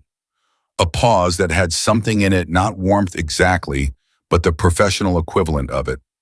He didn't see what was underneath the surface profile." "Nobody did," she said. "That was the point. It was the point when you were maintaining the profile to stay hidden," Cole said. "It's about to stop being the point." She could hear him moving the background sounds of an operation, concluding the shift in ambient energy from active tension to the particular grounded aftermath of a thing completed. "We need you back here when you're ready, not urgently take the time you need, but when you're ready, there are conversations to have about what comes next." "Argus," she said, "among other things." He paused. "Ryan Tate is asking for you again. He's been asking since we told him Markland was arrested. He wants to tell you something in person." She thought about Tate in a recovery bed with monitoring equipment tracking the survival of a body that had decided against considerable odds to continue. She thought about the 4 hours of conscious evaluation that had produced the decision to trust her with the most important information he was carrying. She thought about find whoever that was and don't let them leave. "I'll be there in an hour," she said. She ended the call. Her father was looking at her from across the table. He had put the newspaper down at some point during the call, and his face was the face he had worn at the airport the day she had left for basic training. Not pride exactly and not fear exactly, but the specific, complicated expression of a man who loves someone completely and has long understood that the life that person is meant to live is not a life he can protect them inside of, and has made peace with that understanding without ever fully making peace with it. "It's done," he said. "The first part is done," she said. He nodded. He understood the distinction. He had lived inside it for 20 years. The first part done meant the immediate crisis resolved, the acute danger passed, the situation stabilized. It did not mean finished. It never meant finished. It meant the next part was beginning and the next part was larger. And you had demonstrated that you were capable of the last part, which was the only evidence available that you were capable of what came next. "Are you going back in?" he said. Yes, he was quiet for a moment. Good, he said, simply, completely. The same word Tate had said to her in the recovery room, carrying the same weight, the compressed acknowledgement of someone who has assessed a situation and a person and found them adequate to each other. Jenkins was standing, already gathering her things with the efficient, minimal movements of someone accustomed to transitions that happened quickly and didn't require commentary. Maya looked at the document case. She picked it up. She held it for a moment, the physical weight of 2 years of work, of 15 years of damage, of the thing that had been worth keeping alive through 40 bullet wounds in a field transfer, in a midnight trauma bay, in a county road, in a general's 11-minute performance. She handed it to Jenkins. Chain of custody, she said. Jenkins took it. She held it the way it deserved to be held, with both hands, with the specific care of someone who understands that the thing they are holding has a significance that exceeds its physical weight. I'll take it impersonally, Jenkins said. They said goodbye to Frank Kincaid in the way that people say goodbye when the situation has been resolved, but the larger life that produced it is ongoing, briefly, practically, with the understanding on both sides that the conversation about everything that had happened would come later in quieter conditions when there was time to say it properly. He hugged his daughter once. He held on for 2 seconds longer than he usually did. She let him. Then she got in the car. Tate was in a different room than before the secondary location. Cole had moved him to a facility that had more security and less visibility, the kind of room that existed for situations exactly like this one. He was elevated again. He had won the argument with the medical staff again. He looked slightly better than the last time she had seen him, which was a relative assessment. Better than 40 bullets, and a night of surgery and a morning of crisis left a narrow range of improvement available, but it was visible. He looked at her when she came through the door the same way he had looked at her the first time, the direct, unhurried assessment, and this time she looked back with the same quality of attention, which was itself a different conversation than the first one. Markland's arrested, she said. I know, he said. Cole told me. He looked at her for a moment. He said she played him. Those were his actual words. According to Jackson. Something moved in his face. Good, he said. You said you wanted to tell me something in person, she said.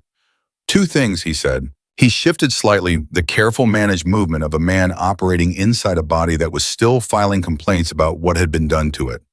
First, the 6 people who got out last night. I know you've been told about the extraction, about the connection to the intelligence you helped me relay, but I want you to hear it from me directly.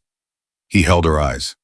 There are 6 people alive right now who were not going to be alive, because you made a decision in a parking lot at midnight to take a case from a stranger in a hospital bed on the grounds that the stranger had watched 3 minutes of footage and decided you were trustworthy. He paused. That is not a small thing. I need to say that to you specifically, not through a briefing.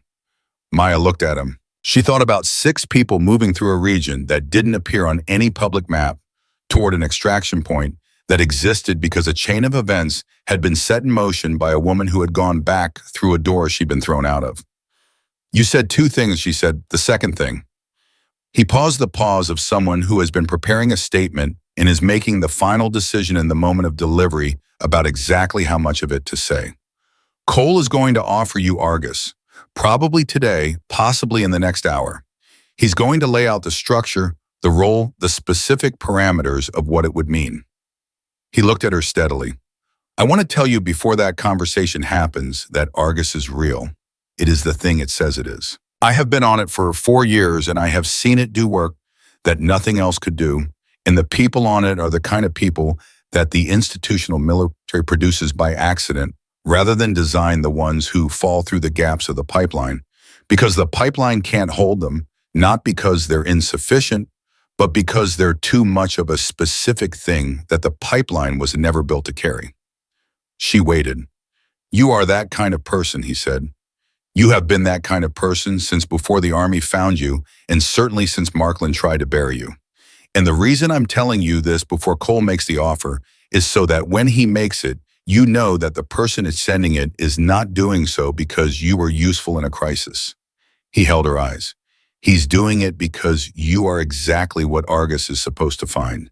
And it is rare enough that when it's found, it deserves to be told plainly what it is. The room was very quiet. She had been told many things about herself over 22 years. She had been told she was reckless. She had been told she was insubordinate. She had been told she was a placement decision, a liability risk, a rookie with incomplete insurance documentation, and an outdated form.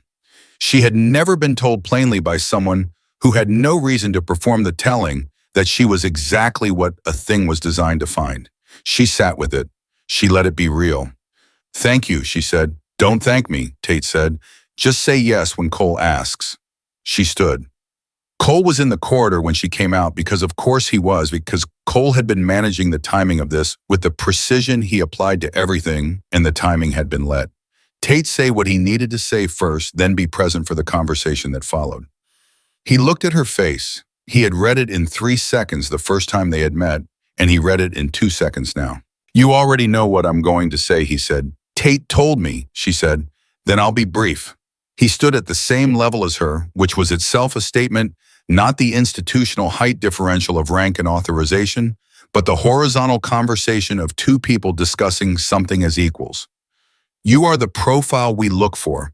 You have a capability that cannot be replicated, a decision-making architecture that cannot be trained into someone who doesn't already have it, and a specific combination of clinical and operational experience that has, in the last 18 hours, proven itself in conditions that most candidates never encounter during a full career." He held her eyes. "I am asking you to join Argus. The role, the structure, the parameters, we discuss all of that. But the ask itself is simple and direct. Will you come back or come back? Not come in or join us or any of the language of recruitment that framed the person being asked as someone arriving at something new. Come back. The language that acknowledged what she had always been. What 3 years of linen carts and intake forms had not changed, and Markland's emptied file had not changed, and 2:14 in the morning with a badge in her hand had not changed. She thought about her father at the kitchen table, about Patricia Webb's hand on the supply list, about Danny Reeves saying you're wasted on intake forms in a linen room on an ordinary Tuesday, about the fragment she had found by feel in a trauma bay at midnight, about the man on the gurney alive, about 6 people moving toward an extraction point, about she played me the words of a general who had spent 15 years deciding who mattered and had made the last and most consequential miscalculation of his career by deciding she didn't. "Yes," she said. Cole nodded. Once. The nod of a man who has asked a question he already knew the answer to and is satisfied to have it confirmed. "Welcome back," he said. She was 22 years old. She had been a soldier, and then she had been buried, and then she had been a floor nurse for 3 years in a waiting room. She hadn't known was a waiting room, and now she was standing in a corridor outside a secure recovery room, with the last 18 hours behind her, and everything else in front of her, and the life she had been living, and the life she was meant to live, had finally arrived at the same address. She had never been ordinary. She had simply been waiting for the world to catch up.